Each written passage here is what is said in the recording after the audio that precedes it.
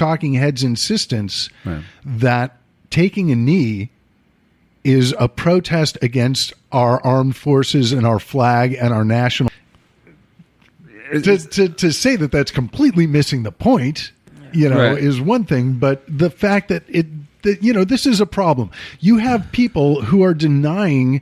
There was the incident in not Davie, that's Florida, in Mesa, Arizona, where 5 or 6 cops beat the crap out of a guy in front of an elevator bay, unarmed, on the phone. I get it. They were responding to a domestic disturbance call. But obviously, you look at the video and it's way over the top. Oh, and one of them was a brother beating the shit out of the dude. He's right there in the middle. A cop is a cop. I don't care. Once you're blue, you're blue. It doesn't matter what color your skin is, except to the other racist cops. But I just feel like big picture. It's not even about cops or whatever. It's about white versus brown, and they're framing every single argument in this country. Everything that's happening right now, whether it's professional football players or Puerto Ricans. Or if we're going to talk about the American dream, let's talk about undocumented people being held, families being split apart and held in. Today reported that our first suicide from a man, and I've written down his name because I want to say it on this podcast. His name was Marco Antonio Munoz. He was 39 years old. He was Honduran and being held. He had his son ripped out of his arms at the border. He went batshit crazy, as one might do in such a situation, and was taken, he couldn't be put in the regular detention cage because he was so angry. So they put him in jail and he lost hope and killed himself. Right. And, this shit is real. And the other headline is over 60 undocumented women are being held at SeaTac Airport. Well, they did move them. They did move them also to the correctional facilities out in Victorville. Which the union of who's over corrections got pissed off saying, wait a minute, dude, we don't have the people to cover this. You're bringing these guys. You need to bring federal agents in here to deal with this, because probation does not have. They're already hurting with. You got county youth authority. You got the federal pens with they're short staff anyway. It's a stressful job. And then you're going to bring this in, and they're not prepared for any of it. None of it. It's it. like they made the policy. That's why the unions, the correction unions, are pissed off, saying, "Hey, how can you come in here and dump this on us?" And then that guy that spoke out, they're talking about firing him. Well, and we're seeing this with local police in sanctuary states and cities like California, where even if you aren't looking at it from a political standpoint of we're a sanctuary state.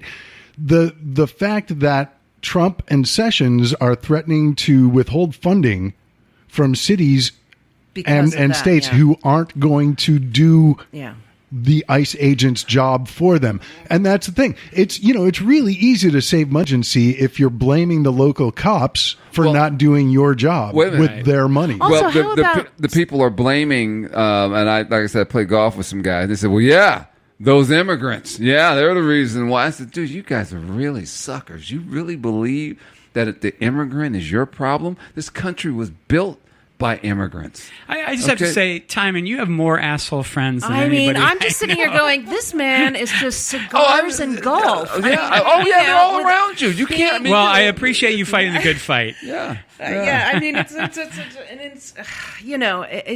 It's so dispiriting on every level. I know this isn't about the podcast, but do you have 2 sets of golf clubs?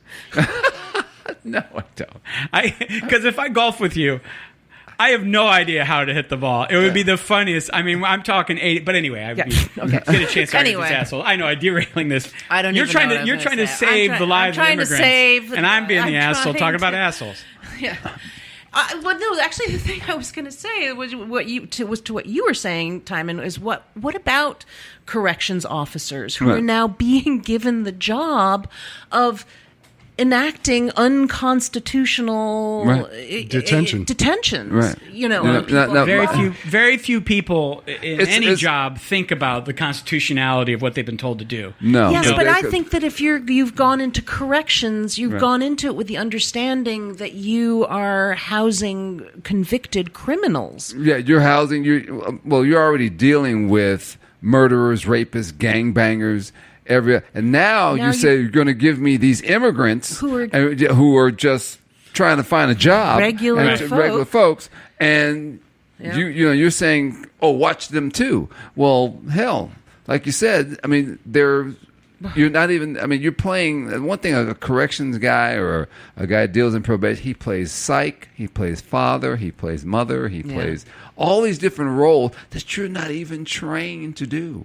You're not trained to deal with to talk a kid from certain things. You just it's just given to you. Well, and I think that is a recurring theme with this administration is giving people jobs that they are not qualified for, whether it's jail guards becoming ICE agents, police becoming ICE agents, Scott Pruitt running the EPA, nice segue, Mick Mulvaney running the CFPB, Donald Trump running the government. It goes, the fish rots from the head and the whole thing stinks. These idiot Trump supporters who think, oh, he gets the best people. It's like, no, he gets sycophants, that's it. Well, they're the best, just not at what they're being hired to do. Yeah. Right. Paul Manafort seems to have been great at collusion. Right.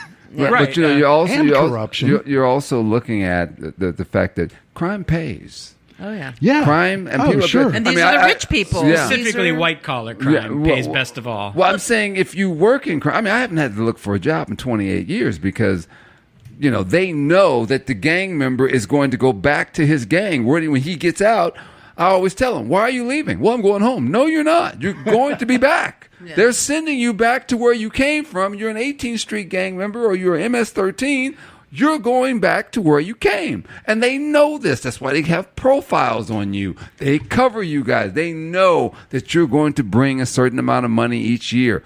That's what they're hoping for, and you're giving it to them. That's why the prison industry spends so much money on lobbying. Right. Do you encourage them to get the hell out of their neighborhoods? I tell them, I said, man, you have to stop this. I said, but, why leave? You're going to go back to doing what you're doing. Right. And they're having children. I mean, how do you say to a 17-year-old who's got 2 kids already? And he says, well, man, I don't want my kid to gangbang. But that's all you know. Yeah. Okay, right. You should either you're going to get a job and go, or everybody's going to be gangbanging. But they have it's culture, it's all these different things, and they're dealing with, and then there also is the drug thing, and some of them you get in, you can't get out.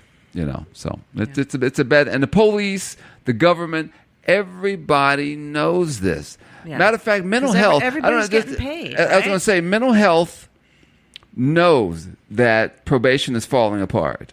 And the guys told me, Ty, we know you guys are short-staffed. We know you're having problems. That's why we're going to get more money.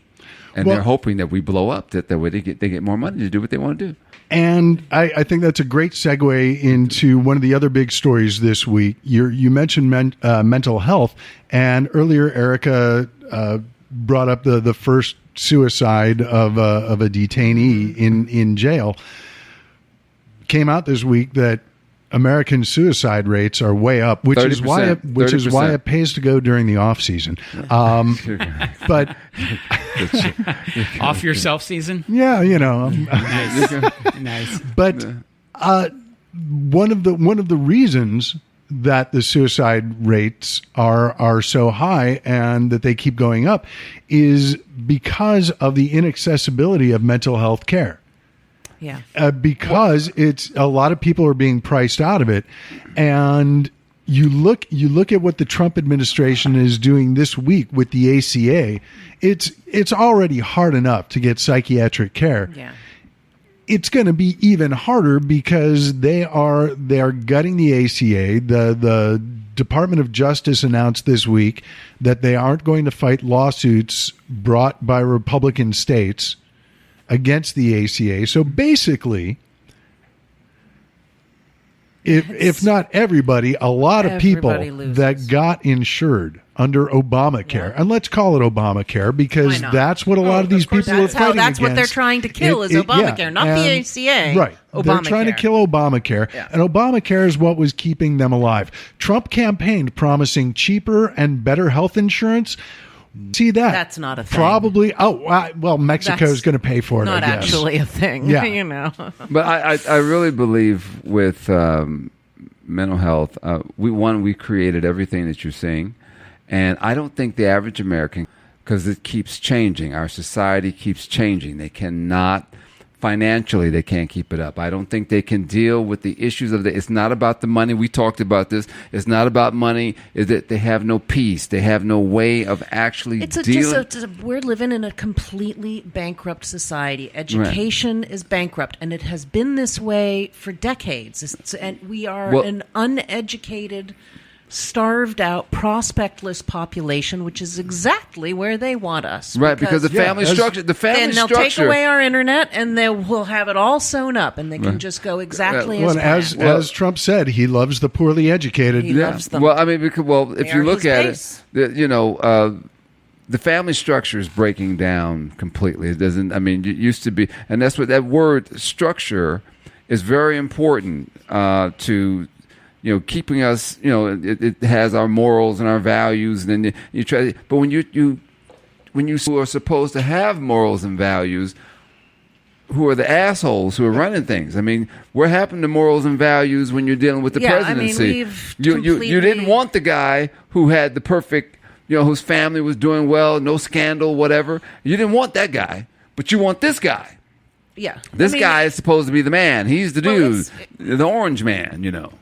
It's hypocritical at even just from the get-go. It's hypocritical, but what it's going to do is it's just rendering us all mute, where stupidity is what is lauded, and ignorance is seen as a virtue. Schools are being are stripped. You're not out. allowed to read anymore. We talk about books. We want an ineffective populace is what we want. Well, and the dissonance. We were talking before the show about the whole Samantha Bee thing and how we're golf buddies, because you brought it up, Tymon. Right. Well, the Ivanka thing. With Samantha Bee, how can you get on Roseanne? And the fact is that these people refuse to make a distinction between racism, which has been institutionalized for well over 200 years since the country's been around that long, and a comedic attack on an individual. One of their biggest weapons, I think, in the culture wars is their absolute commitment to never recognizing nuance. Right? Nuance is the thing that makes a joke and a hate speech a hate speech. And you can take the same words and put them in a different context, and they're different. They come out differently. And nuance is a thing that we learn by interacting with culture, with literature, with humor, with music, with art, with each other. It's a deeply human thing. And this, whatever we Trumpies, the Republicans, whatever the oligarch, the lizard people, is like they strip nuance out and they just beat you over the head with stuff, and it's like gaslighting and everything. Do you guys have a problem with generalizing? Do you have a problem with that? Not generally. Yeah, in general, I'm all right with it. Again, it's a case by case thing. There are things that you can make assumptions based on. Well, generally, like there's a part of New York City where all the Indian restaurants are, right, or even Little Ethiopia here in LA. Generally, you're going to get the same meal at any of the restaurants in that 2-block radius. Right. But it's going to be a damn good one. Well, oh, no, absolutely. But the price differential is going to come out in the environment. Right. But generally, you're going to get the same food. Not saying that all Ethiopian food tastes the same. Not saying all Indian food tastes the same. But in those two areas, now, that's one thing. Saying, generally, all Ethiopians are thieves. No, you can't do that. Yeah. But I would say sometimes, I would say, I get tired of black people making up. I just said that, right? And one of the brothers said, see, there you go, man. You generalize about black people. I said, no. I said, and I would really, and these are the highly educated ones, was you generalize. You just insulted me. I said, you know what? I am not going to change that because that's just a saying within the black community. And if you pretty much know the black community and pretty much with anybody, know that, one, I'm not talking about you, but you understand that the people that I'm talking about are people who do this, who are